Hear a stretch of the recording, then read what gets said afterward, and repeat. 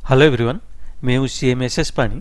आज हम डिस्कस करेंगे TDS ऑन बेनिफिट और perquisite under section 194 R of income tax act. ये जो सेक्शन है 1 जुलाई 2022 से एप्लीकेबल है। हम डिफरेंट कंडीशन अभी डिस्कस करते हैं कब TDS हमको डिडक्ट करना पड़ेगा। पहला, ये कौन डिडक्ट करेगा, who has to deduct. Person responsible for providing any benefit और परक्यूजाइट टू ए रेसिडेंट। जो भी आसेसी जो कोई बेनिफिट या परक्यूजाइट दे रहा है, रेसिडेंट को दे रहा है, वो केस में TDS डिडक्ट करना पड़ेगा। तो ये जब रेसिडेंट को देते हैं तब डिडक्ट होता है। उसका मतलब नॉन रेसिडेंट को जब देंगे उसका ऊपर ये अंडर सेक्शन 194 आर का बेसिस पे डिडक्शन नहीं होगा। ये जो बेनिफिट या परक्यूजाइट हम देंगे, जो आसेसी देगा, वो हो सकता है होली इन काइंड और पार्टली इन कैश और partly in kind. Whole in kind मतलब क्या है, सपोज कोई कंपनी कोई उसका डीलर को एक कार दे दिया, तो वो पैसा नहीं लिया, एक कार दे दिया, वो काइंड पे दे दिया। तो जो परक्यूजाइट या बेनिफिट देगा वो होली इन काइंड हो सकता है और पार्टली इन कैश और पार्टली इन काइंड भी हो सकता है। ये इसके लिए इंडिविजुअल एंड HUF के लिए ये TDS डिडक्ट करने के लिए एक लिमिट है, एक टर्नओवर लिमिट है। ये किसके लिए, only individual and HUF। Other assessee के लिए वो ये टर्नओवर लिमिट नहीं है, only in case of individual and HUF turnover limit है। अगर प्रीवियस फाइनेंशियल ईयर में अगर वो इंडिविजुअल एंड HUF बिजनेस कर रहा है और उसका टर्नओवर 1 करोड़ से ज़्यादा नहीं है, या वो प्रोफेशन कर रहा है उसका जो टर्नओवर 50 लाख से ज़्यादा नहीं है, तो वो केस में TDS डिडक्ट नहीं करना पड़ेगा। सपोज अभी ये एप्लीकेबल कब है, 1 जुलाई 2022 से है। तो अगर कोई इंडिविजुअल HUF है उसका एप्लीकेबल होगा या नहीं ये 194 आर, पहले हमको देखना पड़ेगा प्रीवियस ईयर मतलब 21-22 में उसका टर्नओवर क्या था। अगर वो बिजनेस कर रहे हैं तो उनका 1 करोड़ से ज़्यादा होना चाहिए TDS डिडक्ट करने के लिए। अगर उसका प्रोफेशन कर रहे थे तो 50 लाख से ऊपर होना चाहिए। अगर ये टर्नओवर लिमिट वो क्रॉस नहीं किए लास्ट ईयर 21-22 में, तो फिर ये 22-23 के लिए ये सेक्शन 194 आर एप्लीकेबल नहीं होगा, only in case of individual and HUF। और दूसरा आसेसी के लिए ये टर्नओवर लिमिट नहीं है। ये जो सेक्शन 194 आर में जो हमारा टैक्स रेट रहेगा 10% रहेगा टैक्स रेट। थ्रेशोल्ड लिमिट क्या है, कितना अगर हम बेनिफिट देंगे या परक्यूजाइट देंगे उसका बाद TDS कटेगा। ये जो थ्रेशोल्ड लिमिट है 20,000 rupees in a financial year. तो जब हमारा 20,000 रुपीज़ से ज़्यादा हम बेनिफिट या ये परक्यूजाइट दे रहे हैं, वो केस में हमको TDS डिडक्ट करना पड़ेगा अंडर सेक्शन 194 आर। लेकिन ये जो 20,000 रुपीज़ हम कैसे कैलकुलेट करेंगे, क्योंकि एप्लीकेबल तो 1 जुलाई 2022 से है, तो ये क्या हम 1 जुलाई से डिडक्ट कैलकुलेट करना पड़ेगा, कैसे कैलकुलेट करना है। ये जो थ्रेशोल्ड लिमिट कैलकुलेट करने के लिए हमको देखना पड़ेगा हमारा जो बेनिफिट या परक्यूजाइट हम दिए हैं 1 अप्रैल 2022 से कितने दिए हैं। सपोज कोई 1 अप्रैल 2022 से 30 जून तक परक्यूजाइट जो दिया है, सपोज 30,000 का दिया है, बेनिफिट या परक्यूजाइट 30,000 दिया है। तो अगर ऐसा 30,000 दिया है तो 1 जुलाई से अगर जो भी बेनिफिट या परक्यूजाइट देना है उसका ऊपर TDS डिडक्ट होगा। लेकिन ये क्या जो 1 अप्रैल 2022 से 30 जून 2022 तक जो भी हम बेनिफिट या परक्यूजाइट दिए हैं उसका ऊपर TDS डिडक्ट नहीं होगा अंडर सेक्शन 194 आर। लेकिन ये जो थ्रेशोल्ड लिमिट कैलकुलेशन के लिए उसको कैलकुलेट करना पड़ेगा, उसको कंसिडर करना पड़ेगा, उसका ऊपर TDS डिडक्ट नहीं होगा। लेकिन थ्रेशोल्ड लिमिट के लिए वो अमाउंट को कैलकुलेट करके देखना पड़ेगा थ्रेशोल्ड लिमिट 20,000 क्रॉस हो रहा है या नहीं हो रहा है, वो बेसिस पे हमको TDS डिडक्ट करना पड़ेगा। तो अभी जो हम जिसको हम दे रहे हैं बेनिफिट या परक्यूजाइट, उसका हाथ में वो टैक्सेबल है या नहीं, वो इमेटेरियल है, उसका बेसिस पे ये TDS काटना या नहीं काटना डिसाइड नहीं होगा। तो उसका ऊपर हमारा उसका कोई इम्पैक्ट नहीं है, वो टैक्सेबल है या नहीं है रिसिपिएंट के हैंड में, उसका ऊपर 194 आर का कोई इम्पैक्ट नहीं है। तो अभी अगर नटसेल में हम अगर देखेंगे तो ये जब कोई भी आसेसी जब कोई रेसिडेंट को देता है कोई बेनिफिट या परक्यूजाइट, वो टाइम में वो डिडक्ट होता है। टैक्स रेट रहेगा 10%। ये एप्लीकेबल है 1 जुलाई 2022 से। और ये जो थ्रेशोल्ड लिमिट डिडक्शन के लिए 20,000 रुपीज़ इन्हें फाइनेंशियल ईयर है, तो जो भी 1 अप्रैल से जो दिया गया है बेनिफिट या परक्यूजाइट उसको कैलकुलेट करना पड़ेगा थ्रेशोल्ड लिमिट के लिए। लेकिन 30 जून तक, 1 अप्रैल 2022 से 30 जून तक जो भी हम दिए हैं परक्यूजाइट और बेनिफिट, उसका ऊपर टीडीएस डिडक्ट नहीं होगा। अभी हम डिफरेंट कंडीशन में देखते हैं वो बेनिफिट या परक्यूजाइट होगा या नहीं और उसका ऊपर टीडीएस डिडक्ट होगा या नहीं। और पहला जो हम देखेंगे, अगर हम कोई बेनिफिट या परक्यूजाइट काइंड में देते हैं तो उसका वैल्यूएशन कैसे होगा, वो उसका वैल्यूएशन होने से उसका ऊपर हम टीडीएस काटेंगे। तो उसका पहले वैल्यूएशन कैसा होगा, अगर कोई हम बेनिफिट या परक्यूजाइट गिवन इन काइंड में दिए हैं तो वो केस में वैल्यूएशन कैसा होगा। सिनेरियो ये हो सकता है, जो सर्विस प्रोवाइडर जो बेनिफिट प्रोवाइडर जो बेनिफिट दे रहा है, वो जो बेनिफिट दे रहा है वो परचेज करके दे रहा है। सपोज कोई कंपनी एक कार परचेज किया, उसका डीलर को दे दिया, वो केस में कंपनी कार परचेज किया आउटसाइड से और उसको दे दिया, उसका ये डीलर को दे दिया, वो केस में वो जो दिया गया उसका कैसे वैल्यूएशन होगा। वो जो बेनिफिट या परक्यूजाइट काइंड में दिया गया वो टाइम में वैल्यूएशन कैसा होगा, परचेज प्राइस। कंपनी जो परचेज किया है कार, सपोज 5 लाख का कार परचेज किया तो उसका ऊपर 5 लाख हो जाएगा, उसका ये जो बेनिफिट या परक्यूजाइट दिया गया है उसका वैल्यू हो जाएगा 5 लाख। अगर वो बाहर से परचेज नहीं किए हैं, वो मैन्युफैक्चरर है, सपोज कोई कार मैन्युफैक्चरर है, वो उसका डीलर को एक कार गिफ्ट में दे दिया, तो वो केस में क्या है, वो मैन्युफैक्चरर है, वो जो गिफ्ट में दिए हैं बेनिफिट या परक्यूजाइट दिए हैं वो उसका मैन्युफैक्चरर है। वो केस में क्या रहेगा, कैसे हम वैल्यूएशन करेंगे वो ये परक्यूजाइट को या बेनिफिट को। वो टाइम में जो प्राइस में उसका कस्टमर को, नॉर्मल कस्टमर्स को बेच रहे हैं, वो रेट माना जाएगा वैल्यू ऑफ परक्यूजाइट और बेनिफिट। तो ये जो दोनों सिनेरियो में, अगर वो परचेज करते हैं बाहर से या अगर वो सेल अगर अपना है मैन्युफैक्चर, वो अपने आप मैन्युफैक्चर कर रहे हैं, वो दोनों केस में जीएसटी पर्सन कैलकुलेशन नहीं होगा, इंक्लूड नहीं होगा वैल्यूएशन में। तो जब हम बाहर से परचेज करते हैं तो परचेज प्राइस, अगर हम जब मैन्युफैक्चरर है वो कोई आइटम वो गिफ्ट कर रहा है या बेनिफिट या परक्यूजाइट दे रहे हैं, वो टाइम में जो प्राइस में और नॉर्मल कस्टमर को बेच रहे हैं वो प्राइस होगा वैल्यू ऑफ द बेनिफिट। अभी हम नेक्स्ट डिस्कस करते हैं क्या sales discount, cash discount, rebates ये बेनिफिट या परक्यूजाइट ट्रीट किया जाएगा। अगर बेनिफिट परक्यूजाइट ट्रीट किया जाएगा तो उसका ऊपर 194R में डिडक्शन करना पड़ेगा टीडीएस।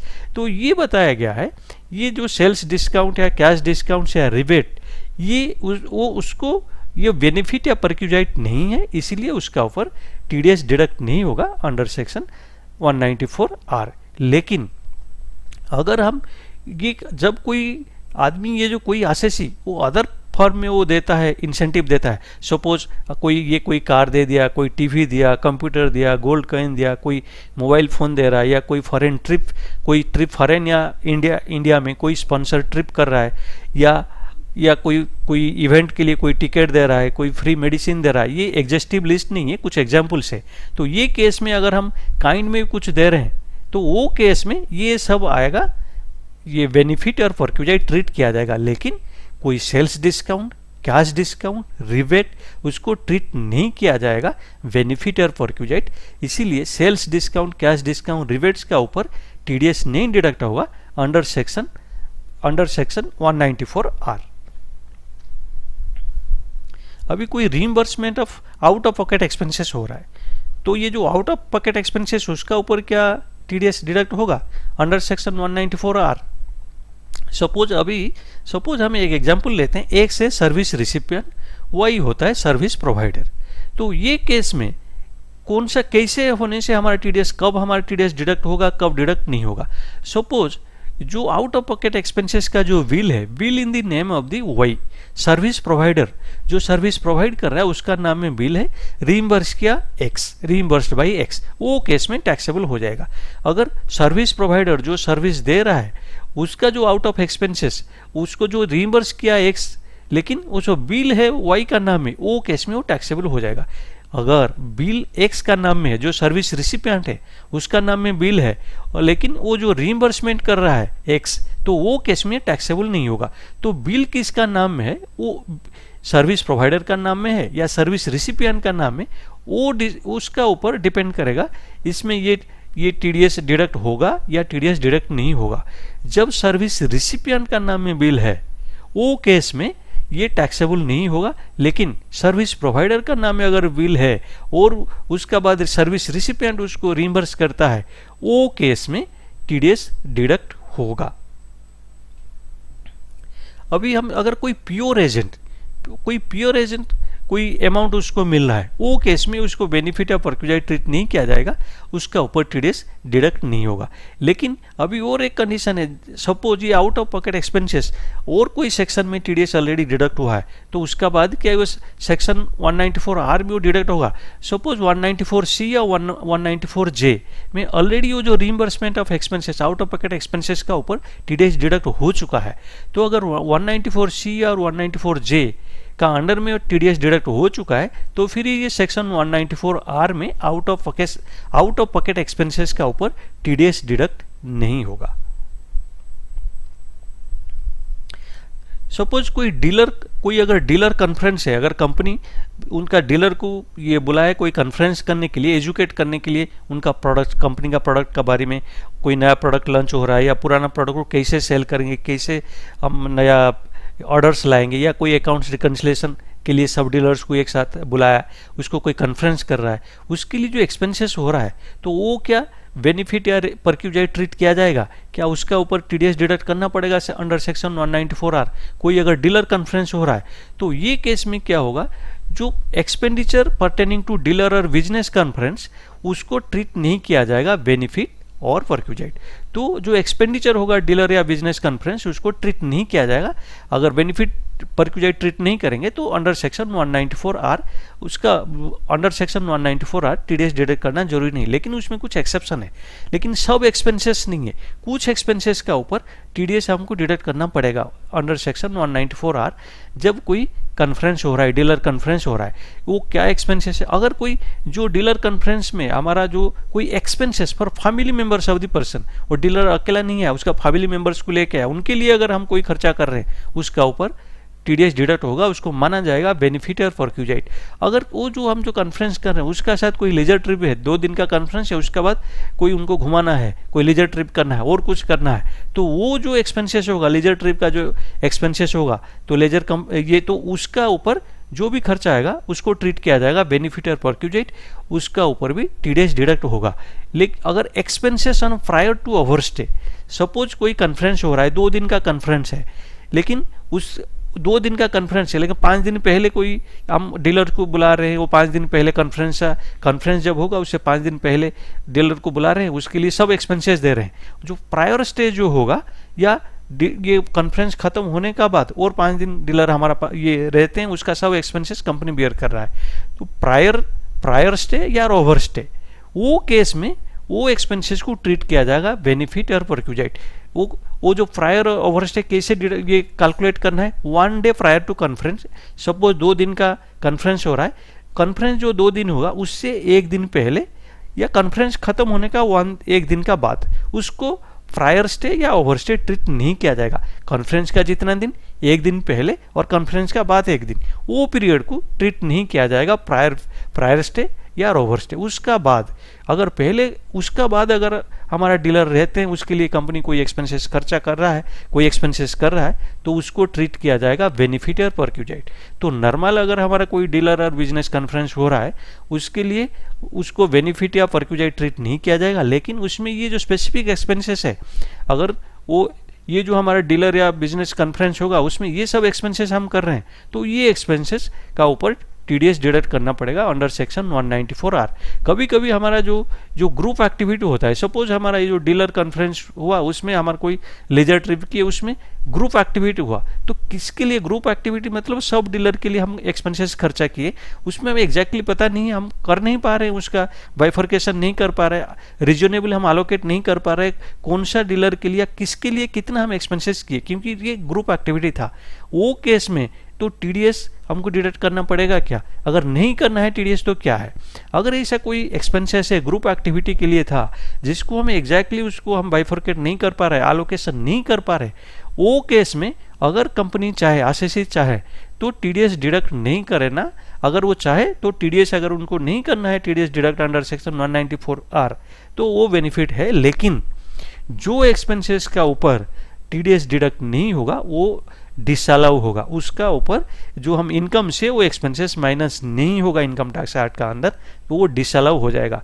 अगर ग्रुप एक्टिविटीज के लिए जो भी एक्सपेंसेस है उसका ऊपर टीडीएस अगर हम डिडक्ट नहीं कर रहे हैं तो एक्सपेंसेस डिसअलाउ हो जाएगा। Whether one time loan settlement, अगर कोई बैंक या कोई ये कोऑपरेटिव बैंक ये सब कोई लोन दिया है, वन टाइम सेटलमेंट हो रहा है, सपोज जिसको लोन दिया गया था वो ये लोन रिपेमेंट नहीं किया, एक वन टाइम सेटलमेंट हुआ, थोड़ा भी प्रिंसिपल भी ये बैंक छूट दे दिया और इंटरेस्ट भी छूट दे दिया, वन टाइम सेटलमेंट होके क्लोज हो रहा है लोन, वो केस में जो बेनिफिट है, जो लोन अमाउंट जो छोड़ दिया बैंक या जो इंटरेस्ट है वो क्या बेनिफिट ट्रीट किया जाएगा, बेनिफिट और परक्यूजाइट ट्रीट किया जाएगा और उसका ऊपर क्या टीडीएस लगेगा। तो ये क्लैरिफाई किया गया है, वो जब वन टाइम सेटलमेंट हो रहा है तो वो टाइम में जो वेव कर रहा है लोन, जो वेव हो जा रहा है, जो जितना पर्सन हो रहा है उसको बेनिफिट या परक्यूजाइट ट्रीट नहीं किया जाएगा। तो बैंक या फाइनेंशियल इंस्टीट्यूशन उनको उसका ऊपर टीडीएस डिडक्ट नहीं करना है, लेकिन उसमें कंडीशन बताया गया कौन अगर देगा वो लोन, वो केस में टीडीएस डिडक्ट नहीं करना है। ये subject to, it will not be subject to TDS, लेकिन लोन कौन ग्रांट करना चाहिए, कोई scheduled bank, cooperative bank, primary cooperative, agriculture and rural development bank, public financial institution, state financial corporation, state industrial investment corporation, NBFC, asset reconstruction company, public company engaged in providing long term finance for construction और purchase of houses in India for residential purposes. ये जो इधर जो हम discuss किए, ये लोग अगर कोई लोन दिए हैं, कुछ वेव कर रहे हैं वन टाइम सेटलमेंट के लिए, उसका ऊपर टीडीएस डिडक्ट करना जरूरी नहीं है, उसको बेनिफिट या परक्यूजाइट नहीं माना जाएगा।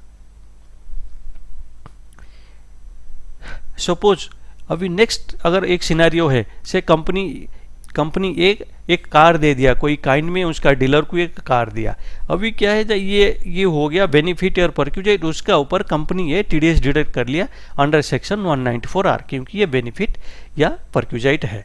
लेकिन क्या ये जो डीलर वी अगर वो कार लेके अपने बिजनेस में यूज कर रहा है, उसका ऊपर क्या डेप्रिसिएशन मिलेगा under section 32 of income tax act? तो ये केस में बताया गया है, क्लैरिफाई किया गया है, यस डीलर उसका ऊपर ये डेप्रिसिएशन क्लेम कर सकता है, प्रोवाइडेड जो जिसको मिला वो कार, सपोज एक कार दिया 5 लाख का कार बी को दिया है, तो जो बी ये जो 5 लाख का पहले उसको इनकम दिखाना पड़ेगा, जो जिसको वो कार मिला बी को, वो जो 5 लाख का जो कार मिला उसको इनकम में दिखाना पड़ेगा।